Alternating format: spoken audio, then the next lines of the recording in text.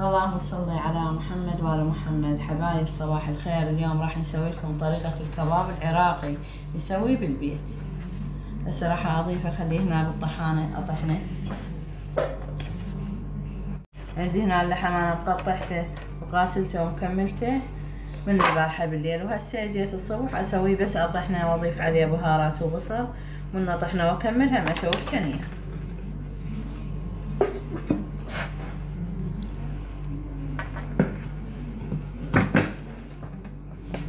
هسه هنا راح اقطع البصل بعد ما طحنته طحنه خفيفه واضيفه عليه والنوب ارجع اطحنه مره ثانيه. بس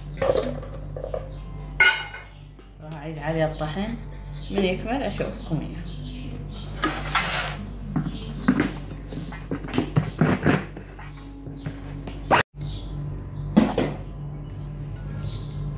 هسه هاي رجعت لكم بعد ما طحنت البصل واللحم والشحم طحنتهن. هسه راح اخلطهن سوا واضيف عليهن بهارات ملح فلفل اسود. الملح حسب الرغبه، يعني ايش قد تردين مثل تحطين بهارات. هاي بهارات هي مال الكباب.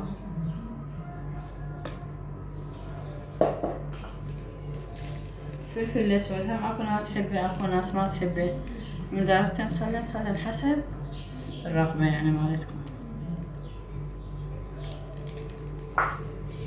عندنا هاي هسه راح اضيف الملح.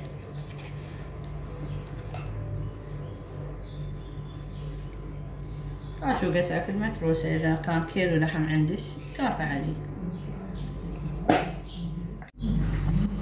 حبايب هسه راح نقطع المقبلات. عندنا بصل وعندنا خيار عندنا ليمون وطماطة.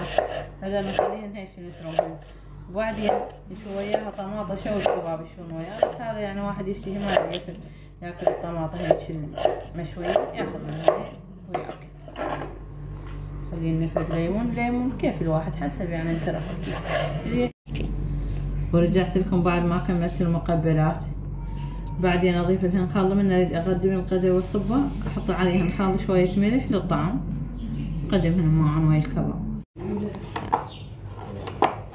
بس رجعت لكم واشيشه على ما اشيشه لو باخذه شعل الفحم مالي انا اروح اشويه من شوي ان شاء الله هم اشوفكم اياه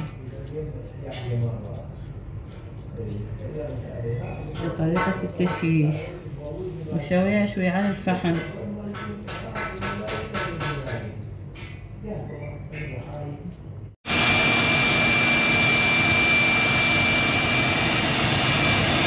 ايدك